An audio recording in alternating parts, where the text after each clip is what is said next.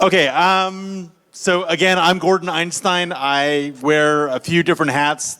One is Chief Legal Officer for Distributed Lab. Another one is I have my own private law practice. It's Crypto Law Partners. And something very interesting happened this year, which is I got appointed General Counsel of the Emerging Technology Association. And everyone leaving the room right now is going to miss out on free money. So the Emerging Technology Association just got a grant of 1.6 billion tokens of Casper.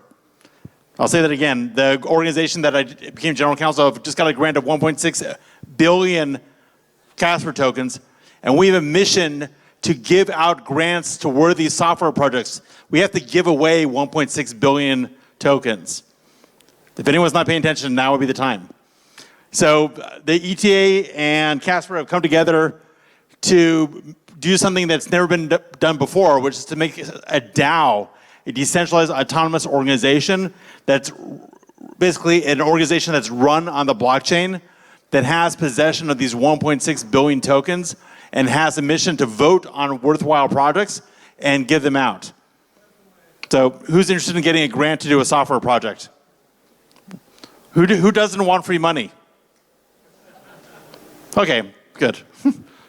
Listen, so I am a real aficionado of decentralized autonomous organizations, this sort of new way of organizing business affairs or corporate affairs on the blockchain.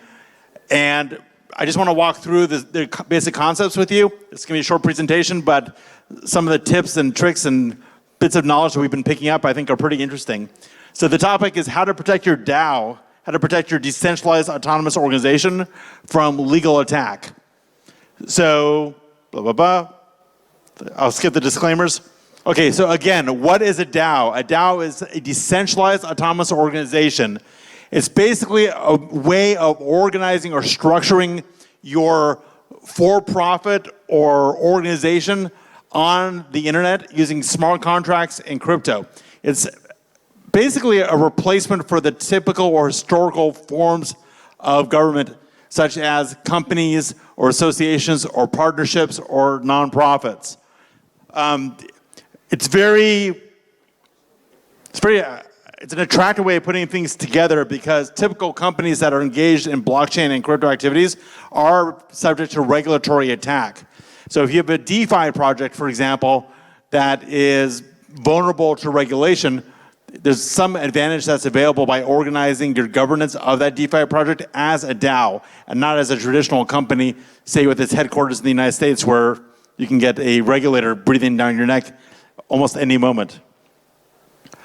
So how did companies used to be organized? What's the idea behind a company or a corporation?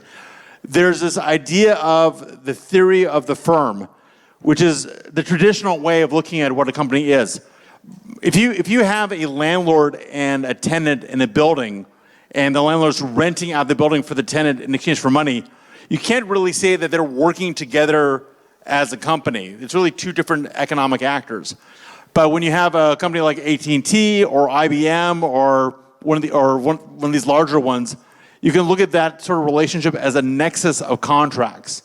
And you have employment contracts, you have insurance contracts, you have governance contracts in the sense of the articles of incorporation of the entity. And the traditional way of looking at a company is it's a nexus of contracts. Well, you can think of a DAO as a nexus of smart contracts. When you have a certain critical mass of smart contracts, you have something more than a basic economic transaction on the blockchain. You can have something that's like a traditional company. Now, why don't we get rid of normal company forms? Why don't we just go automatically and organize all our businesses on the blockchain? Why do we even need to set up an LLC or a corporation or something like that? Well, the two traditional reasons are that when you set up a company, a legally recognized company, you get two things. You get limited personal liability. So if you do business through a corporate form and you get into trouble, and the company gets sued, you personally are not responsible for the debt of the company. The other reason you would set up a traditional company is that you want to have that company be able to enter into contracts on your behalf. In other words, would become a legal person. At the moment, DAOs, decentralized autonomous organizations, are not recognized as legal people or legal persons in any jurisdiction, but I'm personally working very hard to change that, as are many other lawyers that I'm working with. Again, why does legal personhood matter?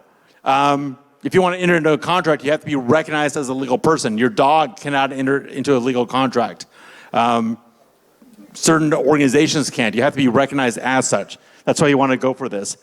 Also, if you want to scale an organization, get beyond something basic, you need to have legal personhood. It's one thing when 1 or 2 or 3 people work together. They can do so as a partnership. When you get into the area of 10s or 20 or hundreds of people working together, you need a legal person to be recognized. Also, if you want to engage in complex transactions, such as IP licensing, you need to have a legal existence in order to be able to do that. So at the moment, DAOs cannot do this, but again, we're changing this quickly. So I'm just going to move quickly. So suppose you want to set up an organization on the blockchain and get all the efficiencies that this offers, but no jurisdiction recognizes this way of doing business yet. What can you do? Well, our key breakthrough with the Emerging Technology Association, with Casper, was to have a fully operational DAO run by developers that's making grants, but to form a parallel organization, a Swiss nonprofit association that acts in response to the DAO, can enter into contracts on behalf of the DAO, but really acts as sort of a shell around the DAO. So if you're interested in this way of doing business, you want to set up a DAO, for example, for your DeFi project, but provide a certain legal wrapper around it, one opportunity is to form a nonprofit Swiss association. So if that's something of interest to you, please let me know.